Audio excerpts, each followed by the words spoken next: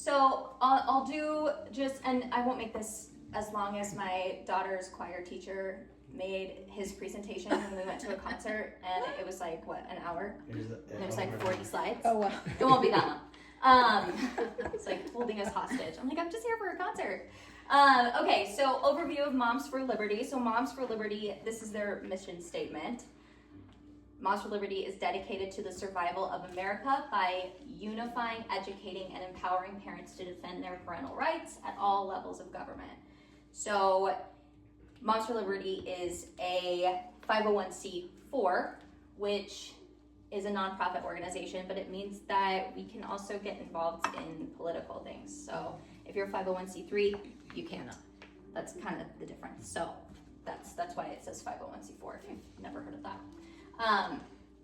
And so really what we're standing for is parental rights. I think we're really fortunate in where we live right now because it's not a huge issue if we compare that to other states.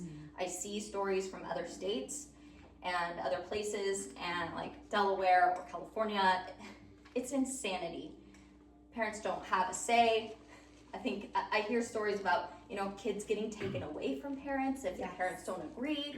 I don't know if that stuff is necessarily true. Sometimes it's hard to tell. Is that stuff really happening? But it is. It is. Washington State. Child welfare. It's terrible. It is absolutely a thing. It's terrible. So that should never happen. Parents should always have a say in what's happening with their kids. So that's really the main focus is the parental rights. And so when we're thinking about, we're thinking about an issue that we want to get involved in as Moms for Liberty. Does it have to do with parental rights? Yes or no? Even if the answer is no, the second question we always have to ask is this about the education of our kids? So those are kind of the two things we always want to think about when we're thinking about issues. I think that our schools get very sidetracked and they don't talk about the basic academics. That's what we really want them to do. Basic academics, teach them math, teach them biology. I don't want my daughter going to a secret club in the middle of the day that you're not telling me about, right? That has nothing to do with teaching her, math.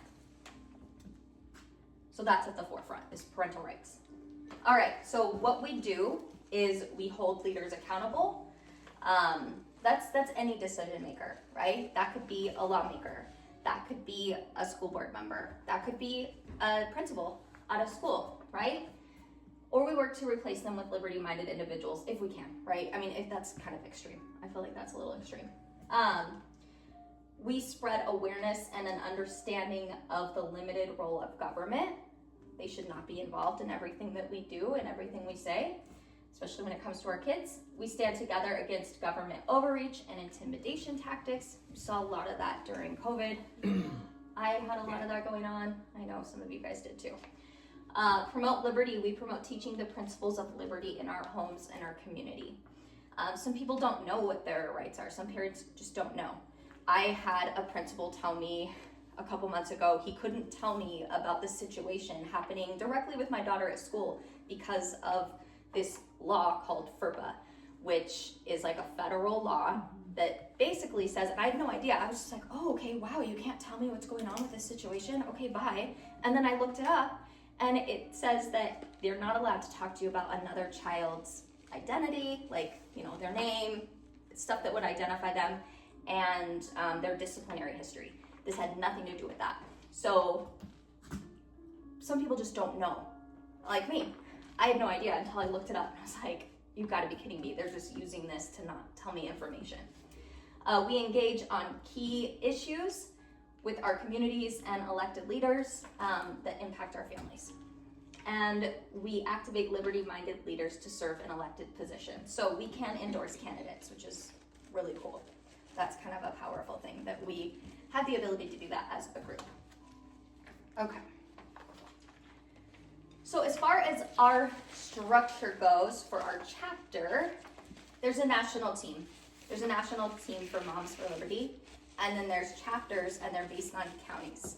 So all the school districts within each county fall within a chapter. So we're Ada County. We have Kuna, we have Boise, and we have West Ada. West Ada is the largest school district in the state. So that's a big area to cover. Canyon County would be its own. I don't know how many school districts are in Canyon County. 2. I think it's just Valley View and Caldwell, yeah. Yeah, and even 2 districts, that's a lot to cover. That's several students, several schools. So each county covers whatever school districts are within that. And so each chapter has its full autonomy to kind of make its own rules. We're still following, those mission guidelines that I went over. We're still following those basic principles, but we can kind of do what we need to do. It's going to be different here than it is in probably even Moscow in Latah County, because they've got the college there. I think there's a lot of craziness kind of going on in that county. It's going to be different here than it is in, Virginia. So that's why we kind of have full autonomy to make our own rules and what we want to cover. National doesn't tell us, hey, you guys need to do this. They don't ever tell us that. So we have within our chapter, we have the executive board. So the chair is me. We have Stephanie as our vice chair and Hannah as our secretary. So that's the executive board. And then we'll have district leaders. So we've got West Ada, Kuna, and Boise school districts. That's a lot to cover.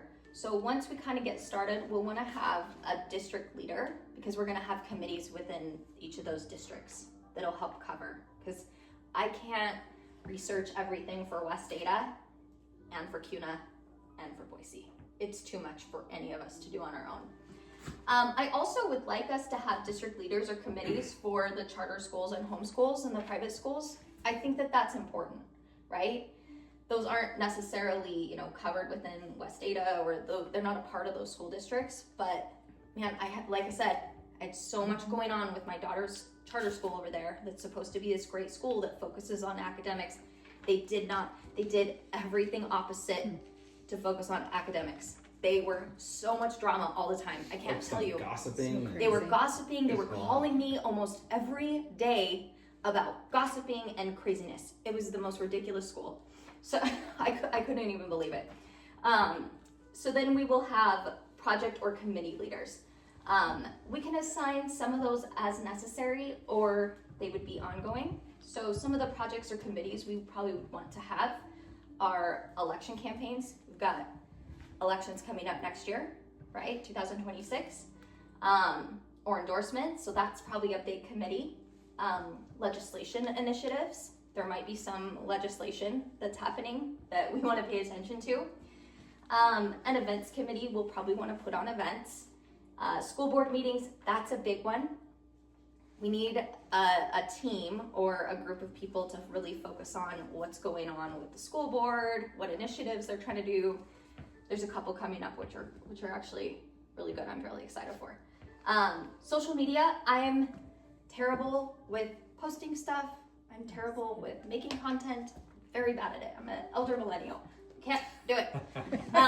It would be really nice if we had somebody who's an expert in that.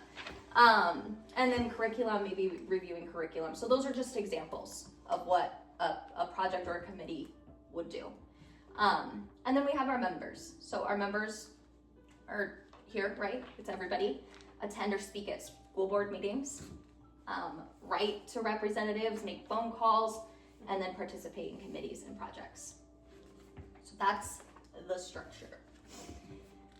Now, okay, I don't want to sound salesy or anything. I just want to tell you guys there is an option that a lot of chapters do, and they collect membership dues. We're a nonprofit organization. We'll probably want to put on events. We'll want to endorse candidates. We want to do certain things that probably cost money. And so we're not going to do this, I don't think, I don't want to collect dues for 2026. We're too new.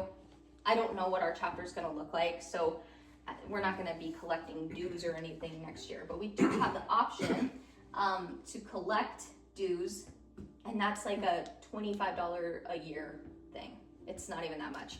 So when we do collect dues, $5 of that goes to the national team and the rest of it goes to us, and we would start like a bank account for us. So, but like I said, we won't do that for next year. If we need money, we'll probably just try to get donations, fundraise, stuff like that, if we need it, right? And then we can revisit dues together for 2027. And then of course, transparency, we'll share the financial updates when we do that. So I just want to make you guys aware, we'll do free membership.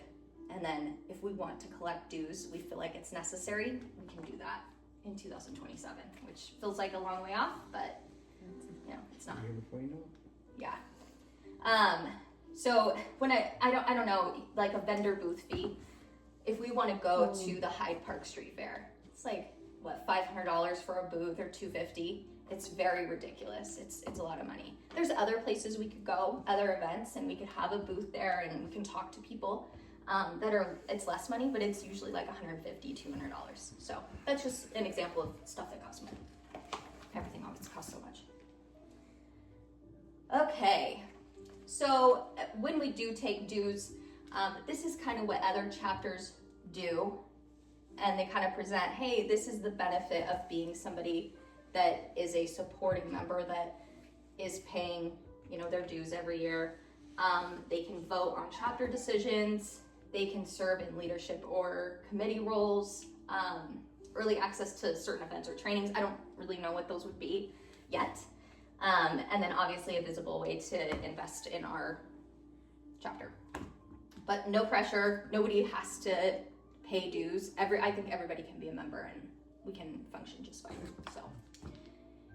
Okay, so for chapter meetings, we are required as a chapter to hold 8 minimum meetings per year. These can include service projects or family events, so that's really great. I really would like us to do a lot of those. You guys, a lot of you talked about relationship building and how important that is with the schools. I really would like us to do that because I think that'll break down a lot of walls. So what can we do in our meetings? What will we probably do? These are just some examples. We'll identify communication breakdowns or maybe some patterns we're seeing at the schools, right? You guys are the eyes and ears. You're finding things out. Hold educational sessions. There's a lot of training sessions we can do. There's a lot of, you know, things we need to educate ourselves on. So we'll hold those. Social events geared towards relationship building and community. That'll be so important so we can get to know all of our teachers and principals. I think that'll be good. Get together and review school policies and laws. I need help with that. Discuss big issues that are affecting our kids. I think that is all encompassing. We can hold fundraising events. And then most importantly, and I highlighted this, create action plans and execute on them, right? We don't want to just get together and talk about stuff. If there's something going on, we want to come up with a plan on what we want to do next. So that's pretty important. Okay, our focus for 2026, this is just kind of a brief overview, and this is really based, I had sent out surveys to everybody. Thank you if you filled it out, I really appreciate it. This is kind of based on what I saw there, what everybody said was important to them. Transparency and accountability is a big one. Protecting our kids from ideological agendas. I think just to piggyback off of that, not just ideological agendas, but anything that sways away from that core learning, right? Anything that's outside of, hey, we're not teaching our kids the basics that they need to know. Building community and giving back, awareness and involvement, supporting Canyon County. I really want us to help identify a chapter chair for Canyon County. They're so close to us, right? I think we all intermingle, we all work together with people that have kids in Canyon County. So that's gonna be really, really important. Electing the right people. And then we're gonna set the standard of who we are as a chapter. That's gonna be really important. I think we could probably talk about some bad press that Moms for Liberty gets. I don't know if you guys have seen it. I have seen it. Some of it is taken out of context. Some of it just isn't true. I see a lot of it online, but some of it is. Some of it's people like within Moms for Liberty, they're going to school board meetings, they're freaking out, they're yelling, they're causing a scene. I don't want us to do any of that. That's not gonna get us anywhere. That's not gonna help us. So there are chapters like that that's kind of what they do and how they get across. I just don't think that that's gonna be a good look for us. It's not gonna get people to wanna join. It's not a good example for our kids. I don't want my daughter going places and acting like that, so I don't want to act like that either. All right, so what that means is we work together towards solutions and not chaos. We stay informed and stick to facts. We lead with relationships and not outrage. And we represent Moms for Liberty with integrity, respect, and courage. So all of these things I think are probably setting a good example for our kids. That's what I would have at the forefront. And then this will be our approach. So going along with that, main pillar is relationships. We want to build strong relationships and connections with teachers, principals, trustees, and district leaders. In West Ada, our school board chair is Lori Frazier. She's awesome. If you email her, she will call you the same day. She is really cool. She's called me twice after I've emailed her. She just is really awesome. And she gives me really great information. And so I think that's an example of breaking down, a wall, even though she's like very supportive of our group. Other people might not be. So having a really good connection with people, and then you can work towards goals together. It opens doors and breaks down walls that normally would keep parents in the dark. You guys both talked about that, which I thought was good. We approach the schools as partners while still advocating for our kids. So that's really important, right? I think if I believed everything that Aralai told me happens at school, sometimes I get very enraged. I'm like, what? This happened at school? And then I call and I talk to the teacher or I email, and that's not exactly the story. Not that we shouldn't believe our kids, but there's always another side to the story, to where a kid's perspective might not be the full story. And so making sure that, we're approaching as partners, like, hey, what's going on with this? This is what my daughter told me. Could you tell me more about that? Because I've done the opposite, and I'm like, I can't believe you're doing this. My daughter told me this, and that doesn't work, right? So we don't want to do that. Don't act like me, past me. And then our second pillar is awareness. So we want to help parents understand what policies, curriculum, and practices are actually happening in our schools. Because we see stuff on the news. We see stuff like, oh, they're teaching this, and it might not be happening at our schools, right? So we kind of dig in and find out, and then we, spread awareness. We break down complex issues like, these are things that maybe parents don't know a lot about. Gender ideology, CRT. I didn't know what transformative SEL was, so social emotional learning.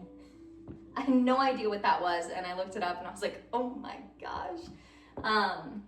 It's not good the way they're teaching it now. It sounds like a great idea. They're teaching them to set goals, how to be kind to each other, but that's not what they're doing. It really just goes along with gender ideology disguised as social emotional learning. Library materials. I just saw something in Twin Falls because they're starting a chapter in Twin Falls, and they've got all these really crazy sexual books in their library for the kids. And I was just like, why? Why are these things in the library? So, discipline policies. Or lack of. Lack of, yes, that's what I was trying to get at. The lack of discipline. Unfair weight of where the discipline lies. Mm-hmm. Yes. Because it doesn't align with the wokeness. Ideology. Yes, exactly. So those are things that we can kind of spread awareness about and find out, what's going on.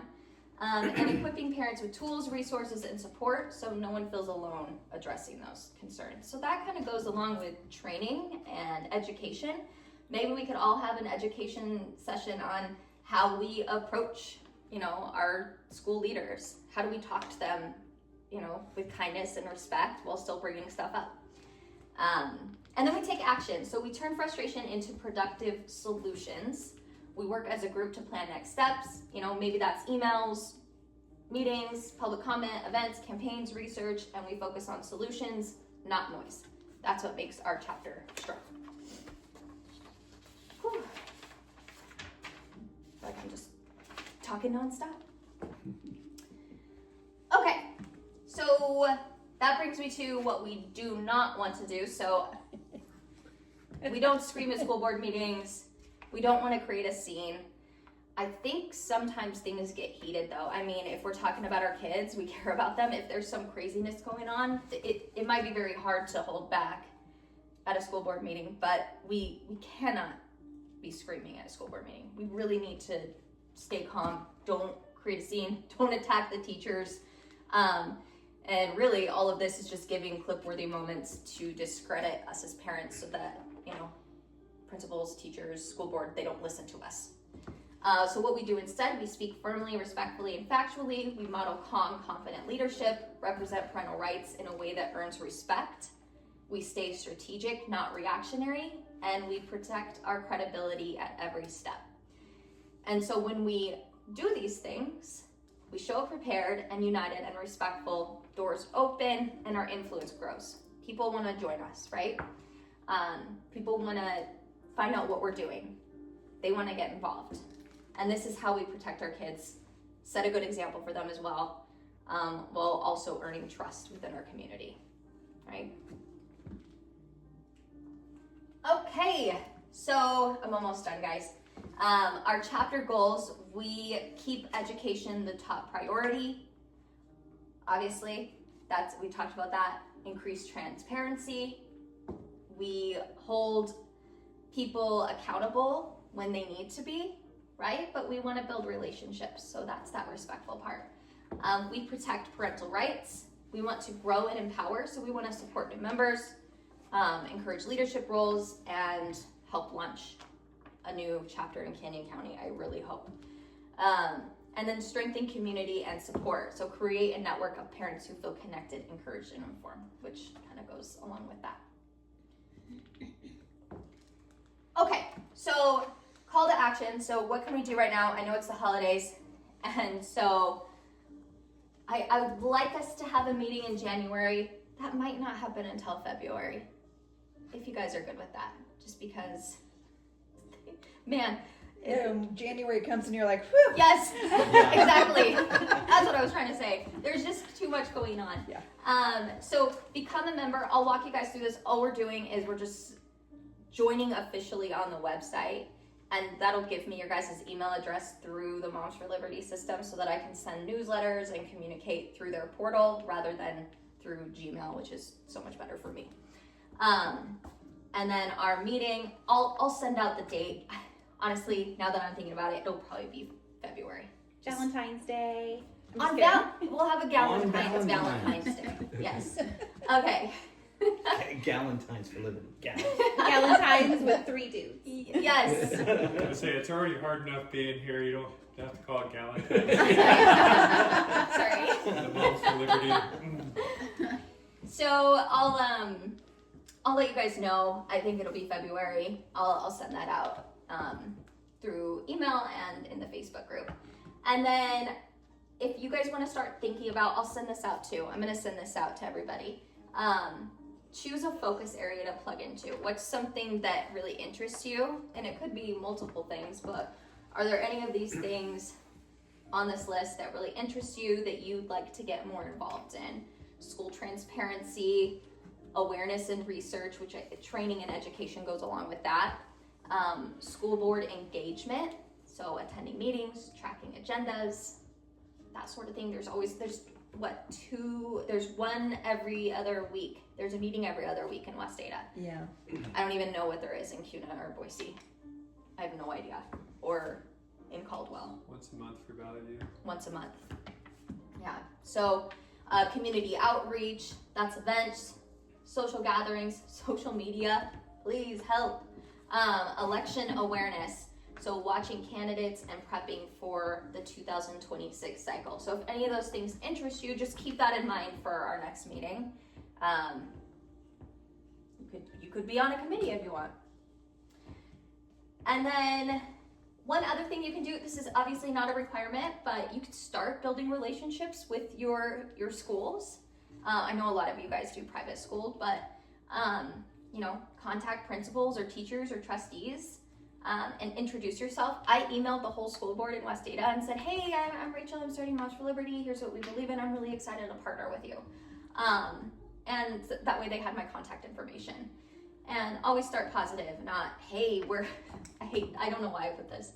we're paying attention to you. I would never. We're Don't say watching. We're watching you. I wouldn't say that. I would just be really nice and friendly. Hey, we're starting this group. This is what we believe in. I'm really excited to partner with you. So that's one idea, not a requirement. I just put that in here. Please invite 1 to 2 like-minded parents before January. If you know people that would be interested in joining our group, invite them to our Facebook page. You can invite them to join on the website. I'll give you guys the QR code and the link on the next slide, I believe. And then engage with the Facebook group so you guys can share articles. I had it locked down so that nobody can share. I think you can now, but it just has to be approved. But we just get trolls in our group, and so I have to kick them out. That's why, in case you were wondering. And then ask some things you can do. You can share articles, ask school-related questions. Brett, thank you for sharing in the group. I appreciate it. Bring up concerns or patterns that you're seeing. Help others stay informed. So it's okay. You guys can post stuff. You guys can comment. Don't be afraid. We can talk. So those are some things that we can do now until our next